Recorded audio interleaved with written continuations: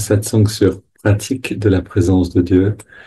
Pour ceux qui étaient là hier à midi, on a lu ce texte, je vous ai lu ce texte de Yogananda qui parle des deux manières de ressentir Dieu. En fait, de pratiquer la présence de Dieu, que c'est d'abord nous-mêmes. On a besoin de retrouver le contact avec lui, de s'intérioriser, de colorier la perception du monde pour le percevoir devant nous, derrière nous, à gauche et à droite, comme Yogananda en parle dans son murmure d'éternité, dans son livre. Et, et ensuite, donc, et je vous relis ce passage, une fois qu'on commence à ressentir Dieu en soi, on devrait chercher à partager cette expérience avec les autres. Notez la phrase, on devrait chercher à partager cette expérience avec les autres. Aider matériellement son prochain est une belle chose. L'aider sur le plan moral et psychologique est encore meilleur, mais lui transmettre la conscience de Dieu et l'aider à se libérer de l'ignorance est le plus grand des dons. C'est dans cet ordre qu'il faut apprendre à servir les autres. Et oui, notez cette phrase.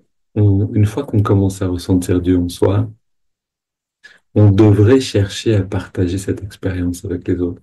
Pourquoi? Seulement pour les autres? Non. Parce qu'en fait, si on commence à le sentir nous-mêmes, c'est parce qu'on va le communiquer aux autres dans notre relation, dans nos relations au monde, dans nos relations aux autres, je veux dire, que ça va s'installer en nous avec une autre force. Tant qu'on est, tant qu'on ne peut sentir sa présence que quand on est tout seul dans une méditation, peut-être à la fin de la méditation, euh, on est encore très fragile. J'avais une amie qui disait, mais tu médites. C'était au début quand je méditais autant que je pouvais. Mais ensuite, tu te lèves, tu fais des choses et tu es plus dans le même état de méditation. Et elle avait raison. On a besoin, si on veut grandir, d'apprendre à pratiquer l'essence de la méditation qui est cette conscience large, c'est-à-dire cette perception que tout est uni. On a besoin de le pratiquer dans notre relation au monde. Sinon, on va rester très limité. Donc, la phrase n'est pas au hasard ici. Une fois qu'on a commencé à ressentir Dieu en soi, on devrait chercher à partager cette expérience avec les autres. Et on la partage pas en parlant. En fait, c'est même pas du tout de cette manière, mais c'est plutôt transmettre la conscience de Dieu à l'autre, c'est-à-dire être nous-mêmes dans cette conscience. Si on veut faire du bien, on a besoin nous-mêmes de se sentir bien. C'est quelque chose qui ne changera pas. Si on veut amener la détente et la joie, ça peut que se faire si nous-mêmes, on est bien ancré dans la détente et la joie. Donc, en fait, si on veut aider le monde, si on veut s'aider soi-même euh, dans cet approfondissement, on ne peut que le faire. C'est-à-dire, le chemin passe par le rayonner vers l'extérieur. Si on veut sauver le monde, c'est la pratique la plus efficace, parce que c'est la véritable écologie humaine.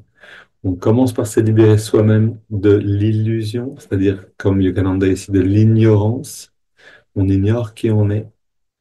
On pense qu'on va chercher et trouver le bonheur dans le monde, et on se rend compte que ça fonctionne pas.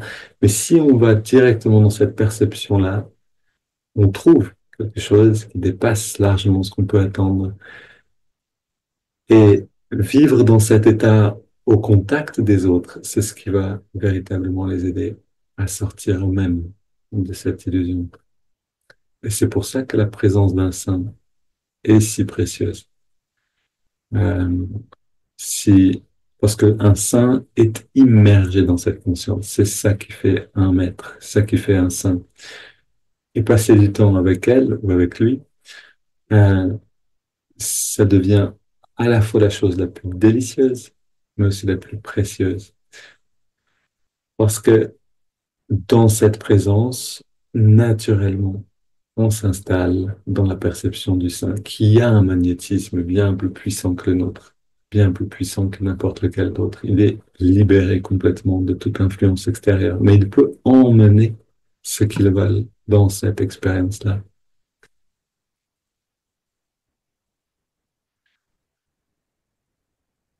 Et maintenant, il y a aussi un autre aspect dans tout ça, donc libérer de l'ignorance. Ça veut aussi dire que cette ignorance, elle va venir, elle va devenir visible. En fait, l'ignorance n'est pas juste euh, ne pas savoir quelque chose. L'ignorance, c'est aussi tout ce bagage karmique qu'on porte en nous et qui nous force, tant qu'on ne s'en est pas libéré, tant qu'on ne s'est pas libéré en fait de cette identification à ce bagage, qui nous force à voir le monde d'une certaine manière. Aller au-delà de ça, ça demande un bouleversement, une dose de bouleversement intérieur. On va ressentir, si on va, ok, c'est moi clarifier la chose un petit peu, si on va dans l'expérience de Dieu, comme on le fait maintenant, on le perçoit devant nous, on le perçoit derrière nous, à gauche et à droite, avec respect, comme Yogananda le dit, je m'incline devant toi, au-dessus de moi et en dessous de moi, au-dedans et au-dehors. Qu'est-ce qu'on est en train de faire ici? On est en train de s'immerger dans la lumière de la vérité. Cette lumière va nécessairement éclairer nos parts d'ombre. Et comme un ami l'a très bien résumé, quand tu connais un état lumineux particulièrement élevé, alors surviendra bientôt un état sombre. C'est le jeu de la purification. Quand on amène une dose plus grande de lumière, l'obscurité devient visible et se dissout dans la présence de cette lumière. Donc, cette pratique de la présence de Dieu, c'est aussi ce moyen de se libérer de l'ignorance. Transmettre cette présence à l'autre par le rayonnement de notre propre expérience, c'est le plus grand cadeau qu'on puisse faire à l'autre. Si vous aimez quelqu'un, pratiquez dans sa présence, c'est le plus grand cadeau que vous puissiez lui faire. Et s'il n'en est pas conscient tout de suite, il en aura conscience plus tard.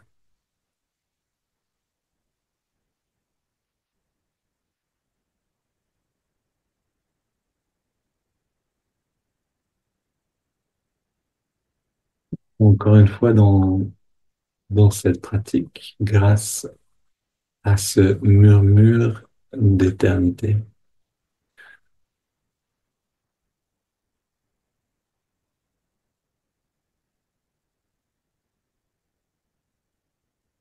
Ferme les yeux, on s'intériorise, on se détend. Je vais vous lire ce texte de Yogananda. Et n'oublions pas que ce texte est une passerelle pour atteindre l'expérience que lui-même a eue. Donc il y a plus que des mots ici. Salutations cosmiques. Ô esprit, je m'incline devant toi dans toutes les directions, devant moi, derrière moi, à ma gauche, à ma droite. Je m'incline devant toi qui est en haut, qui est en bas, et tout autour de moi. Je t'honore au-dedans comme au dehors. Partout je t'adresse ma révérence, car partout tu es présent.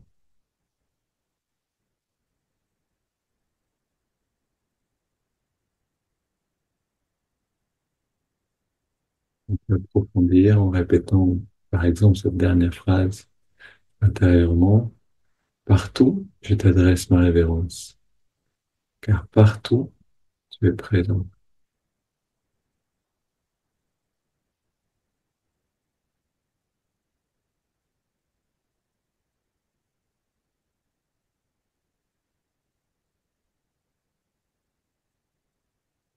Dans chacune de nos sensations, on peut lui dire, partout, je t'adresse ma révérence, car partout, tu es présent, dans le fait même de penser, dans le fait même de respirer, ou d'être. Là aussi, il est présent.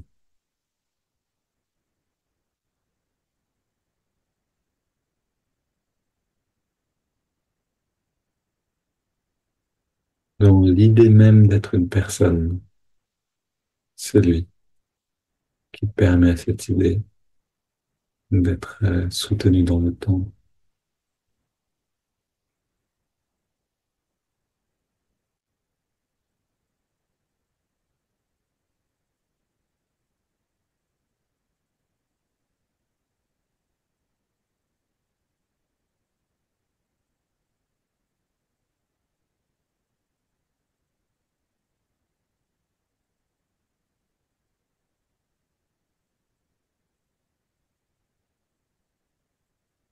Ok, gardons cette belle qualité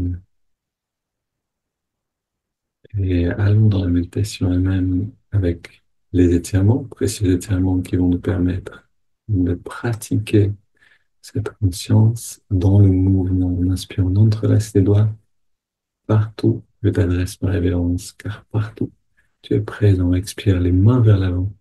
On arrondit le dos. Inspire, on étire vers le ciel.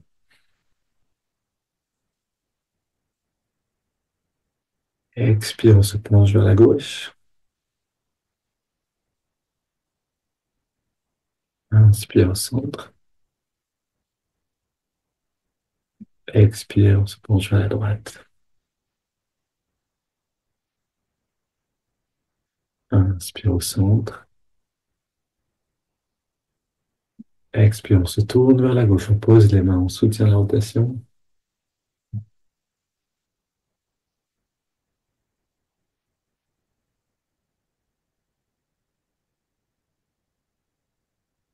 Et inspire au centre. Inspire, on étire vers le ciel. Expire, on se tourne vers la droite. On soutient et on prend quelques grandes respires.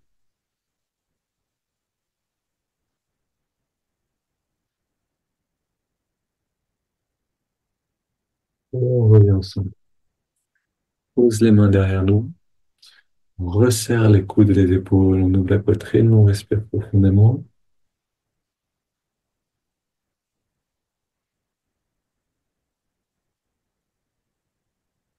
Partout, je t'adresse ma révérence.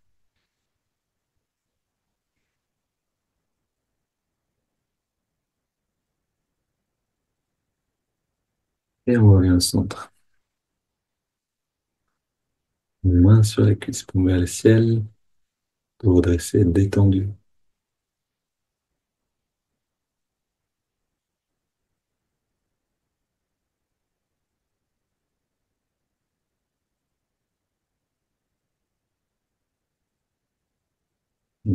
Maintenant, une douzaine de respirations profondes.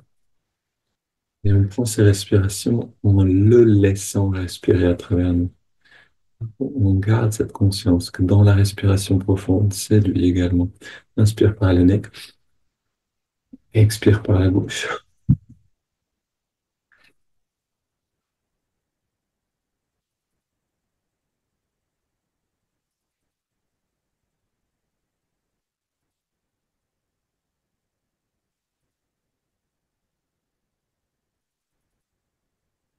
5 dernières. 3 dernières.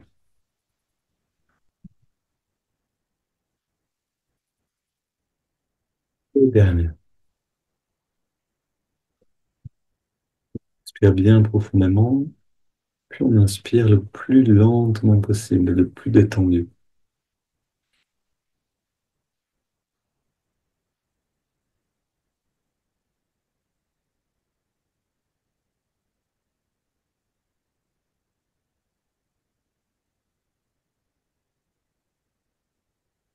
Garde l'air dedans un instant, on détend encore un peu plus tous les muscles. Et on expire en laissant l'air sortir, en s'abandonnant à sa présence. On arrête de respirer quelques instants. On goûte à cette expérience.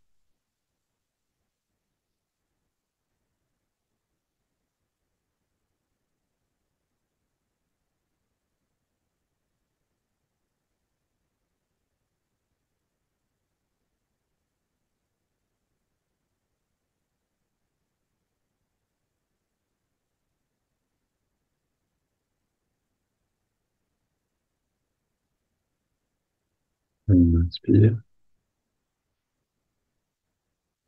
On garde l'air dedans, on rentre le ventre, on contracte le périnée, on redresse le regard un peu plus. On relâche tout et on expire naturellement.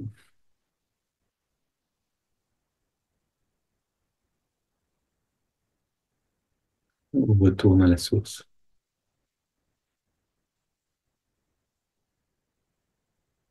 car partout tu es présent.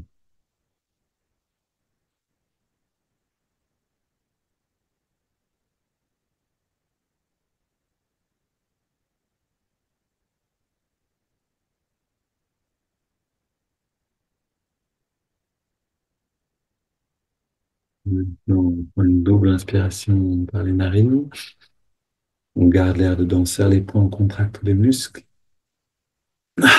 puis on relâche complètement. Encore une fois, en augmentant l'intensité. Une dernière.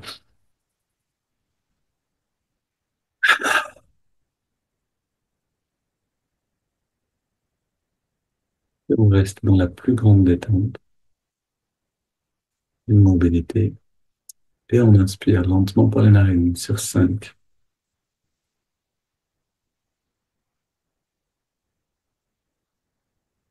En ressentant l'énergie qui remonte le long de la colonne. On garde l'air dedans maintenant. Et on concentre toute cette énergie dans le lobe frontal, à la jonction des sourcils. On expire sur le même rythme.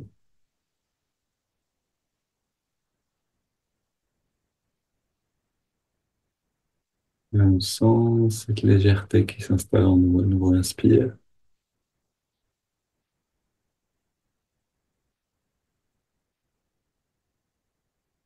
On garde l'air dedans. Toute cette énergie vient dans les spirituel. Et on expire. On fait l'expérience de la conscience de l'œil unique, justement. Le percevoir en tout lieu, en toute chose. À nouveau, inspire.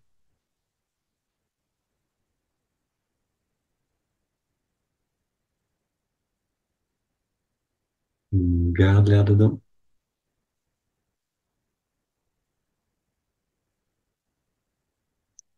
Expire.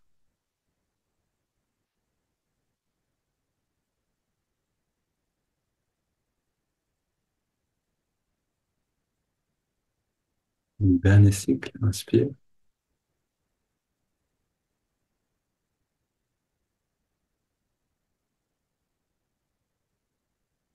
Garde.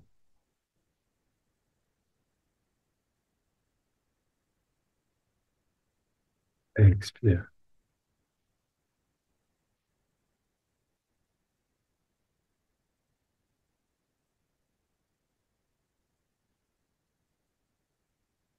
On prend maintenant une inspiration profonde et on laisse le corps respirer de lui-même.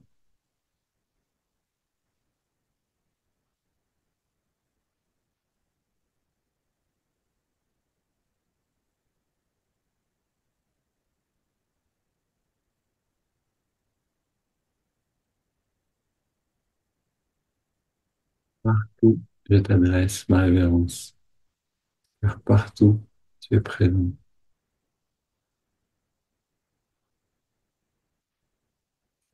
Avec cette attitude, on amène l'attention dans les narines et on ressent le souffle. La fraîcheur de l'inspire, la tiédeur de l'expire, à l'endroit où on sent l'air le mieux.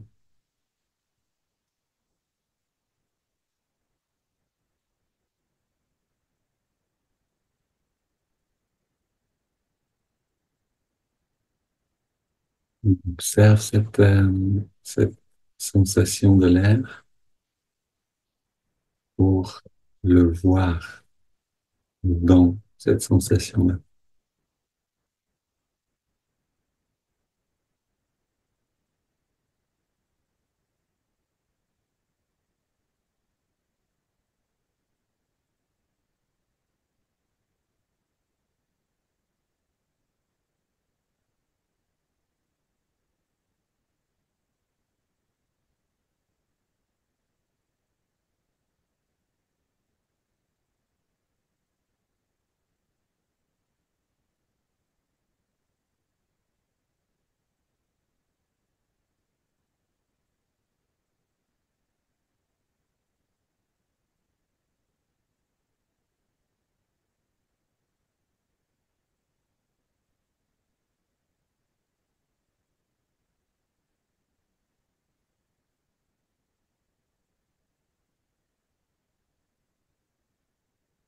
L'impression devient merveilleusement savoureuse.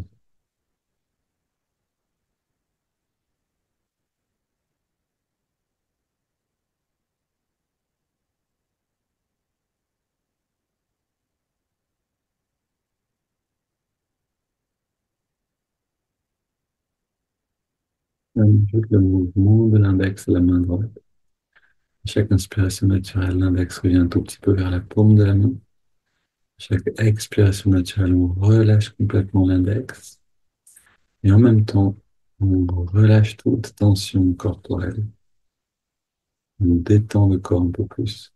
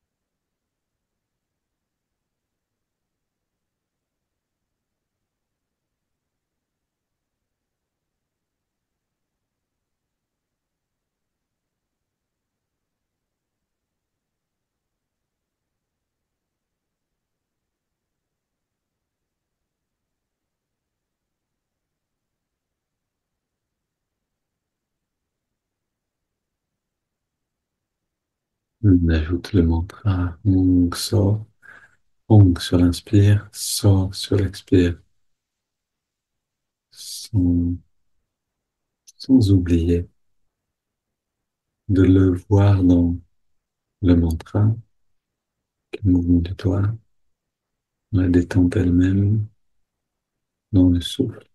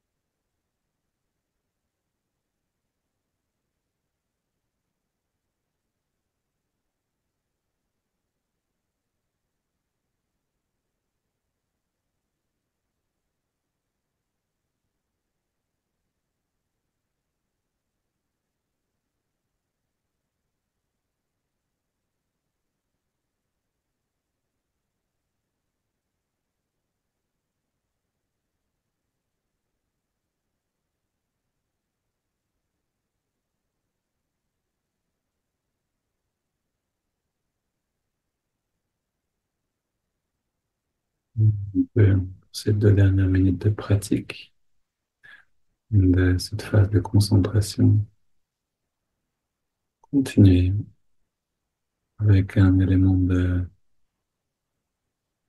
s'abandonner à cette présence de plus en plus.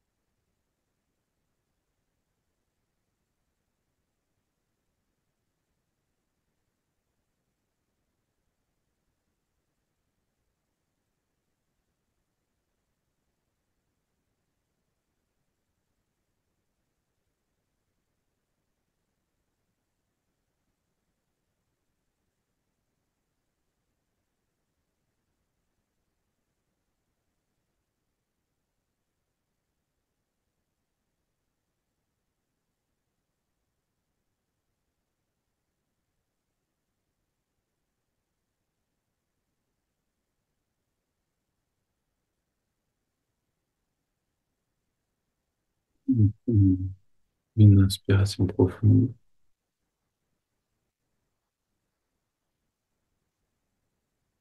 On expire en 3 fois, quelques secondes sans respirer.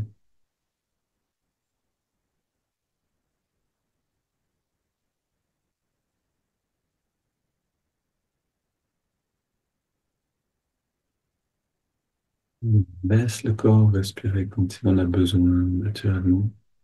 Et on abandonne toutes les techniques de concentration,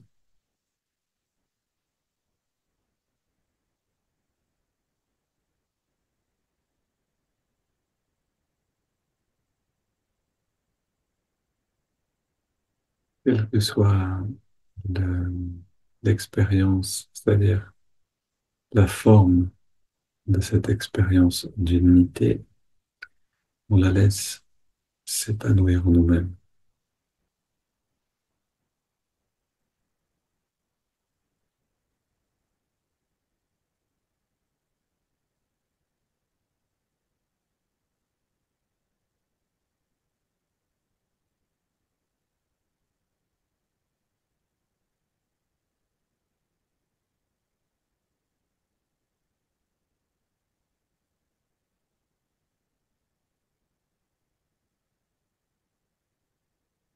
Cette lumière remplir tout le corps, les cellules,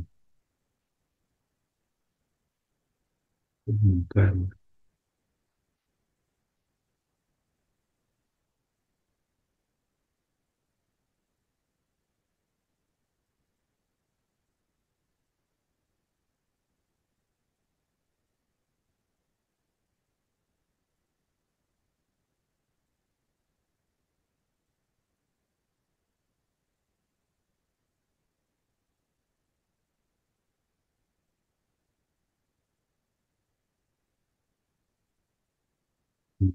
Rayonner au-delà.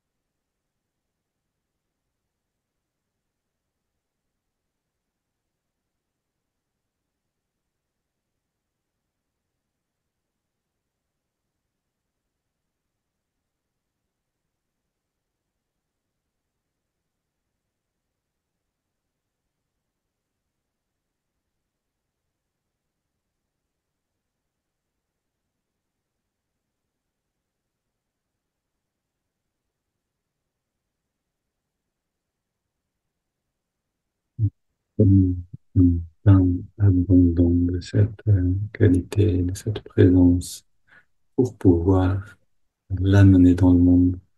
Ayons une intention claire et bien prise de refaire le pont avec cet état pendant la journée. Une belle journée à tous et à midi, ceux qui seront là.